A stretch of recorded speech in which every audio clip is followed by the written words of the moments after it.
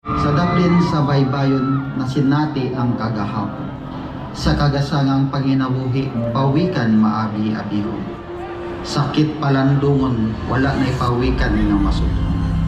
Ang pag-abuso sa kalikupan sa kadagatan, nangahanaw ang atong pawikan, nakaapekto sa panginabuhian. Ang pagdagisang sa lumot o bukya, nakikumpetensya sa abot, kinabuhi na apektuhan. Pinungduman unsa ka importante ang pawikan, mga inosente nga nilalang. Sa atong kagasangan gikinahanglan, nakiglambigit sa kinabuhian sa katawhan. Sakit bation, mga pawikan sa kagasangan dili na makitaan. Ikaw, unsay imong ikatampo?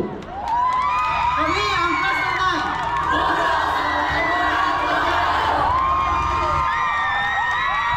Contingent number 9, Pundok sa Kabataang Tunawanon, Nuevo School of Technology and Humanities, Barangay Tunga and Barangay Lanao.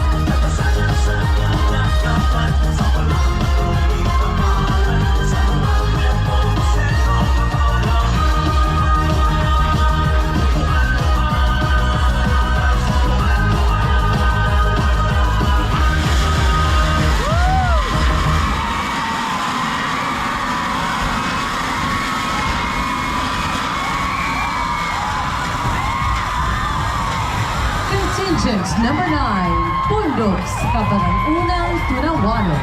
School, Nuevo School of Technology and Humanities. School Principal, Mr. Wendell Buaya and Mr. Roy Hacmo.